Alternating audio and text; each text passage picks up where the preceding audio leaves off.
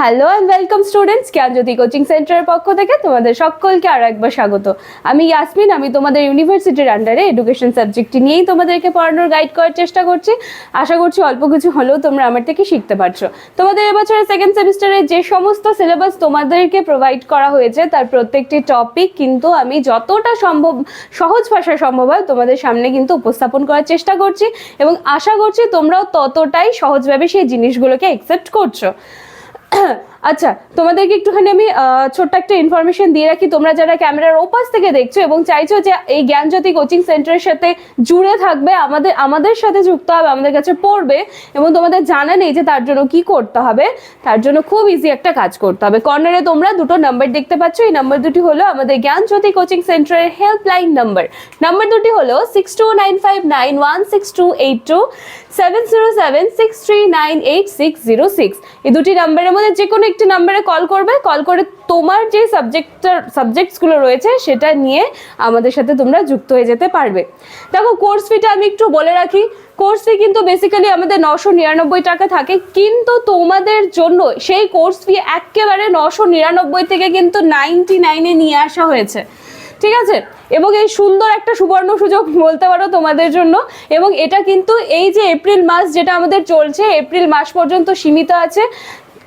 আর এই 99-এর বিনিময়ে তোমরা এত সুন্দর একটা কোয়ালিটি কোর্স পেয়ে যাচ্ছ, ঠিক আছে? সেজন্য এই সুন্দর সুযোগটাকে কাজে লাগিয়ে যত তাড়াতাড়ি সম্ভব হয় আমাদের সাথে তোমরা যুক্ত হয়ে যেও। চলো, এবার আজকের টপিকে আমরা চলে আসছি। আমাদের ইউনিট 1 শুরু হয়েছিল। ইউনিট 1-এর মধ্যে আমাদের টপিক ছিল learning and it's application in education. এটার মধ্যে সাব টপিক ছিল definition, characteristics and factors in influencing learning. হ্যাঁ, ডেফিনেশন আমি কমপ্লিট করিয়ে দিয়েছি, ক্যারেক্টারিস্টিক্স হয়ে গেছে, ফ্যাক্টরসটা আমাদের চলছিল। হ্যাঁ, প্রত্যেকদিন আমি কিন্তু একটা ফ্যাক্টর নিয়েই কিন্তু ক্লাস রাখছি। আজকের আমাদের যেই ফ্যাক্টরসটা আছে সেটা হচ্ছে প্রেষণা, যেটাকে ইংলিশে তোমরা সবাই মোটিভেশন বলো, বাংলাটা হয়তো অনেকেরই জানা নেই। তো আজকে সেটা নিয়েই আমাদের ক্লাস, সেটা হচ্ছে প্রেষণা। প্রথমে আমাদেরকে জানতে হবে প্রেষণাটা কি জিনিস। প্রেষণা হচ্ছে এক ধরনের শক্তি যেটা কোনো একটা নির্দিষ্ট লক্ষ্য অভিমুখী আচরণ, কোনো একটা লক্ষ্য রাখছো, সেই অভিমুখে আচরণকে উৎসাহিত করে। কারণ মোটিভেশন করা, মোটিভেট হওয়া, তাই না? এখান থেকে জিনিসটা ক্লিয়ার হয়ে যাচ্ছে। তার মানে তোমার কোনো একটা লক্ষ্য আছে, তুমি সেই লক্ষ্যের অভিমুখে তুমি যাচ্ছ, তাহলে এটা হচ্ছে তোমার প্রেষণা। এবার এই যে প্রেষণায় যেই জিনিসটা আছে, সেই প্রেষণার যে ধারণা আছে, বিভিন্ন মনোবিদরা বিভিন্ন ধরনের নিজেদের মতামত রেখেছেন, এবং সেখান থেকেই আমরা একটা আমরা নির্দিষ্ট লক্ষ্যে পৌঁছাতে পারি।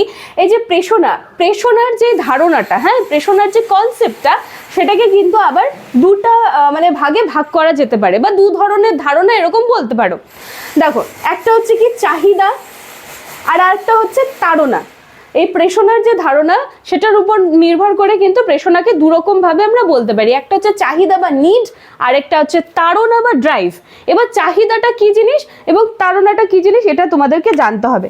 চাহিদা হচ্ছে কোনো কিছুর প্রয়োজনীয়তার অভাব। হ্যাঁ, কোনো কিছু তোমার চাই কিন্তু সেটা তোমার পূরণ হচ্ছে না, তাহলে সেখানটা তোমার একটা অভাব দেখা দিচ্ছে, তার মানে তোমার সেই জিনিসটা একটা চাহিদা আছে, সেটা হয়ে গেল তোমার চাহিদা।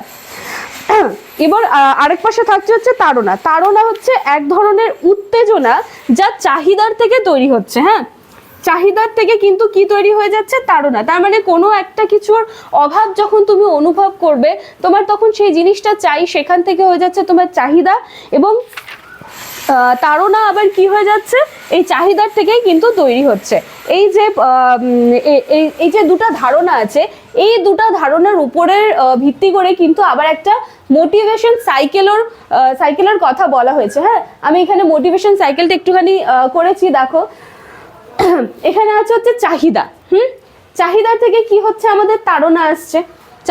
তাড়নার যে উত্তেজনাটা, সেটা চাহিদার থেকে আসছে। তারপর তাড়নার ফলে কি হয়ে যাচ্ছে? লক্ষ্যাভিমুখী আচরণ হচ্ছে। তারপরে সেখান থেকে হচ্ছে চাহিদার নিবৃত্তি হয়ে যাচ্ছে। চাহিদার যেই নিবৃত্তিটা, এটা এসে কিন্তু আবার দুটা হয়ে যাচ্ছে। দেখো, একটা অস্থায়ী হয়ে যাচ্ছে, একটা এই পাশে স্থায়ী বের হয়ে গেছে। তারপরে সেই অস্থায়ী থেকে আবার সেটা সেন্টারে চাহিদায় চলে আসবে, চাহিদার থেকে তাড়না, তাড়নার থেকে লক্ষ্যাভিমুখী আচরণ, চাহিদার নিবৃত্তি, আবার স্থায়ী অস্থায়ী। ঠিক আছে, এই সাইকেলটার কথা বলা হয়েছে। এরপরে প্রেষণার যদি আমি প্রকারভেদ, দেখো এখানে যেটা লিখেছি, হ্যাঁ, প্রেষণার যদি প্রকারভেদ নিয়ে কথা বলতে চাই, তাহলে কিন্তু প্রেষণার যে প্রকারভেদ আছে সেটাকে তো অবশ্যই দুটো ভাগে ভাগ করা হয়েছে, কিন্তু মানে এক একজন কি বলতে পারো যে এক একজন মনোবিদ এই প্রেষণাকে মানে এক একভাবে নিজেদের মতন করে তারা প্রকারভেদ করেছেন। তো কারোর মতে প্রেষণার প্রকারভেদ যদি বলতে হয় সেটা হচ্ছে জৈবিক, মানসিক, আবার কারোর মতে অনর্জিত, অর্জিত, আবার কারোর মতে রয়েছে আভ্যন্তরীণ এবং বাহ্যিক। তো আমরা বেসিক্যালি এই আভ্যন্তরীণ এবং বাহ্যিক এই প্রকারভেদটাকেই গ্রহণ করেছি এবং এটা নিয়ে আমি একটুখানি আলোচনা করিয়ে দিচ্ছি। দেখো সবার প্রথমে বাহ্যিকটা কি, হ্যাঁ সেটা আলোচনা করছি। বাহ্যিক প্রেষণা হচ্ছে এমন এক ধরনের প্রেষণা যেটা হচ্ছে বাইরের কোনো কিছু সৃষ্টি করে। মনে করো কোনো একটি বাচ্চাকে তুমি বলেছো যে আজকে তুমি যদি তোমার হোমওয়ার্কটা কমপ্লিট করো তাহলে কিন্তু তুমি চকলেট পাবে, এবং হোমওয়ার্কটা যদি তোমার আজকে কমপ্লিট না হয় তাহলে কিন্তু এটার জন্য তোমাকে পানিশ করা হবে। তাহলে সেই বাচ্চা কি করবে? সেই চকলেটের আশায় সে তার হোমওয়ার্কটা আরো ভালোভাবে কমপ্লিট করছে। তার মানে কি হচ্ছে, তার মধ্যে এই যে একটা কোনো কিছুর জন্য সেই চকলেটটা পাওয়ার জন্য কিন্তু সে ভালো কাজটা করছে, বা হচ্ছে সে ভালো কাজটা করেনি তার জন্য তাকে কিন্তু শাস্তি দেওয়ার কথাও বলা হয়েছে। তাহলে বাচ্চা যখন সেই চকলেটটার জন্য মানে তার মধ্যে একটা ধারণা বসে গেছে যে সে যদি এখন ভালো কাজটা করে তাহলে কিন্তু তাকে পুরস্কৃত করা হবে, এবং সে যদি ভালো কাজটা না করে তার জন্য কিন্তু সে শাস্তিও পেতে পারে। তার জন্য কি করবে? সে ভালো কাজটা করার চেষ্টা করবে। যখন সে এই যে ভালো কাজটা করার চেষ্টা করছে সেখানে কিন্তু কি হচ্ছে, তার বাহ্যিক যেই আচরণটা, হ্যাঁ এটার উপরে কিন্তু এফেক্ট পড়ছে। তার মানে সেটা কিন্তু সে নিজের মন থেকে করছে না যে না আমাকে আমার হোমওয়ার্কটা করতে হবে, তার ফলে মানে তার ভালো হবে, এটা না করে কিন্তু সে এই জন্যই কাজটা করছে যাতে সে জানে যে এই কাজটা ভালো কাজটা করলে তাকে পুরস্কৃত করা হবে, এবং এর পরিবর্তে যদি সে খারাপ কাজটা করে তার জন্য কিন্তু তাকে পুরস্কৃত করা হবে না। তাহলে এটা কিন্তু সে নিজের ইচ্ছায় করছে না, সে বাইরের থেকে একটা প্রভাব আসছে, সেই প্রভাবের জন্য সেই কাজটা করছে। তাহলে ভীষণ ইজি হচ্ছে তোমার বাহ্যিকটা। এরপরে হচ্ছে আভ্যন্তরীণ। আভ্যন্তরীণ জিনিসটা কি? যখন কোনো একটি ব্যক্তি বা কোনো একটি বাচ্চা কোনো জিনিসকে নিজের খুশির জন্য করবে, নিজের আত্মসন্তুষ্টির জন্য করবে, তখন সেটা কিন্তু তোমার আভ্যন্তরীণ প্রেষণার মধ্যে আসে। যেমন দেখো আমাদের অনেকেরই অভ্যাস আছে সকালে উঠেই আমরা নিউজ পেপার খুঁজি, বা কারো কারো মানে কি বলবো ইচ্ছেই থাকে যে একটুখানি ছবি আঁকবে, গান গাইবে বা কবিতা লিখবে। এই সমস্ত কিছু জিনিস কিন্তু কি হচ্ছে, তাকে বাইরের থেকে জোর করে করানো হচ্ছে না, সে তার করতে ভালো লাগছে, তার আত্মসন্তুষ্টি আসে এই কাজগুলো দিয়ে, সেজন্য এই কাজগুলো সে করে। তাহলে এটা হচ্ছে আভ্যন্তরীণ প্রেষণা। ঠিক আছে, তো এই ছিল হচ্ছে আজকে তোমাদের প্রেষণার ক্লাস,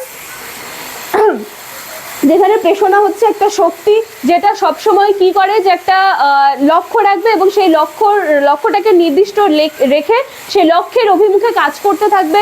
প্রেষণার যেই ধারণা আছে সেটাকে দু রকমের ধারণা বলতে পারি, একটা চাহিদা এবং তাড়না। চাহিদার থেকে কিন্তু তাড়নার উত্তেজনাগুলো আসছে, যেটা আমরা এই সাইকেলটা দেখে একটুখানি বোঝার চেষ্টা করব। চাহিদার থেকে তাড়না আসবে, তাড়নার পরে লক্ষ্যাভিমুখী আচরণ, চাহিদার নিবৃত্তি, এটা আবার দুভাগে ভাগ হয়ে যাচ্ছে, অস্থায়ী এবং স্থায়ী। ঠিক আছে, তো এই ছিল হচ্ছে তোমাদের প্রেষণার উপরে ক্লাস। তারপরে এখানে আমি বললাম যে প্রেষণার যে প্রকারভেদগুলো আছে, বিভিন্ন মনোবিদ নিজেদের মতন করে এগুলো প্রকারভেদ করেছেন, কিন্তু আমরা হচ্ছে এই আভ্যন্তরীণ বাহ্যিকটা নিয়েই চলি এবং এটাকে আমরা গ্রহণ করেছি। তো বাহ্যিক আভ্যন্তরীণ জিনিসটা খুবই ইজি। বাহ্যিক হচ্ছে বাইরের থেকে যখন কোনো কিছুর প্রেশার দিয়ে তোমাকে সেটা করানো হচ্ছে, সেটা হয়ে যাচ্ছে তোমার বাহ্যিক। এবং আভ্যন্তরীণ যখন তুমি নিজের ইচ্ছে মতো সেই কাজটা করতে চাচ্ছ, নিজের খুশির জন্য করছো কাজটা, সেটা কিন্তু তখন তোমার হয়ে যাচ্ছে আভ্যন্তরীণ। তো এই ছিল আজকে তোমাদের প্রেষণার উপরে ক্লাস। নেক্সট দিন আবার একটা স্তর নিয়ে চলে আসবো। আজকের ভিডিওটি ভালো করে দেখবে। এর আগেও কিন্তু এই যে তোমাদের এই সাব টপিক যেটা ডেফিনেশন ক্যারেক্টারিস্টিক্স চলছে, এটার উপরে কিন্তু অনেকগুলো ক্লাসেস চলে গেছে।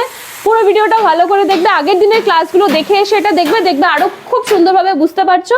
তো আজকের ভিডিওটা এইটুকুই থাকছে, এবং আমি শেষে আবারও বলবো যে দেখো ভীষণ সামান্য কোর্স ফি কিন্তু রাখা হয়েছে 99 টাকায়। হ্যাঁ, তো 99 টাকা এত ভালো একটা কোর্স পেয়ে যাচ্ছ, তাহলে কেন সেটাকে কাজে লাগাবে না? সেজন্য কাজে লাগানোর জন্য এই যে দুটো নাম্বার এখানে দেওয়া আছে, নাম্বার দুটোর মধ্যে কল করে যত তাড়াতাড়ি সম্ভব হয় আমাদের সাথে যুক্ত হয়ে যাও। আজকের ভিডিও এইটুকুই থাকছে। Thank you.